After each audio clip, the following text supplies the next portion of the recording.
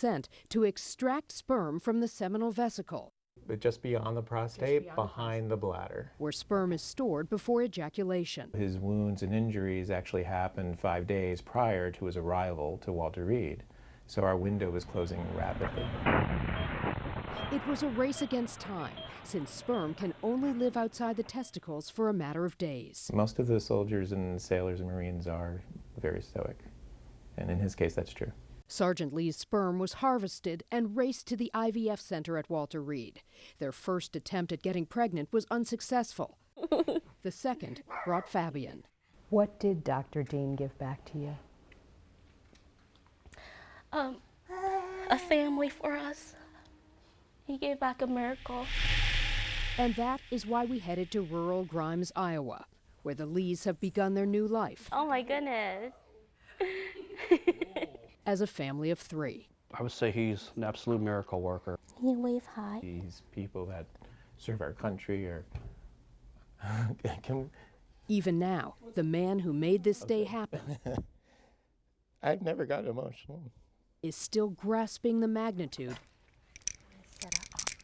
of what his team has accomplished. For this case that is a success, there's a lot of non-success.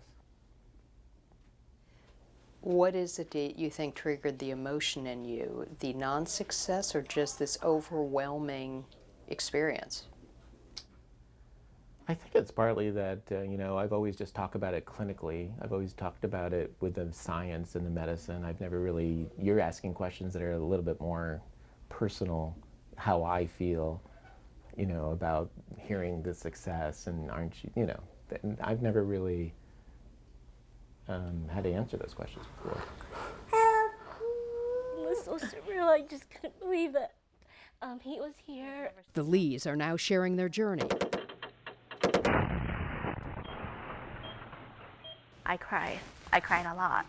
So others who have lost all hope I'm sure all fathers out there know it's the greatest thing one can experience. will know that miracles Okay, thank you. The absolute greatest moment in my life.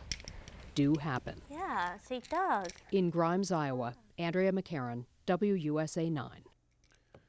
A story there with everyone smiling in the end. It's just wonderful. Dr. Dean and his team at Walter Reed have done this procedure on only 6 men so far. Only 2 couples have tried IVF, including the Lees.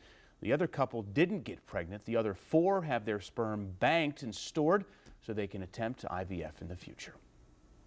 All right, we're talking about our, 3-degree guarantee? Yeah. I can tell already that this didn't work out so well. Good. But there's a charity that's There gonna is. benefit, No, there's right? always a silver lining, as it were. So we went for a high. And just so you know, I'm outperforming the computers. I'm beating their brains out. I'm just not really close to reality. I went 52. Computers were going 55 and 56. The high was only 46. Okay, so 3-degree guarantee. Yeah, this is great. Dreams for kids. They get some more money. We're going to go for a high of 51 tomorrow, and quite frankly, I'm nervous about that. It's 41 right now, dew points upper 20s, winds light out of the south at 3, and clouds are pretty much everywhere right now. So bus stop temps 26 to 44. Morning clouds and light rain south and east tomorrow, so probably a wet commute if you're coming up from Route 5 from southern Maryland, and maybe even up from Fredericksburg on I-95 northbound.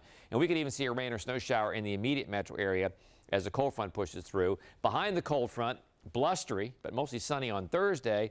Doesn't last long, though. Can't stay cold for long right now. Pleasant on Friday, and look at that, warmer over the weekend. So here is the rain. So now we talked about maybe getting to La Plata.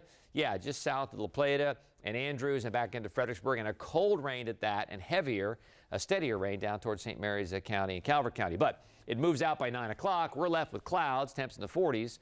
And then as the winds turn northwestward, we're looking at the chance for some showers, even a rain shower or snow shower possible in the metro area as winds really pick up tomorrow, anywhere from 15 to 25 miles per hour. So on the day planner goes like this: low 40s to start, 49 by 11 o'clock and 49 by 1 o'clock with increasing amounts of sunshine. Okay, so next 7 days.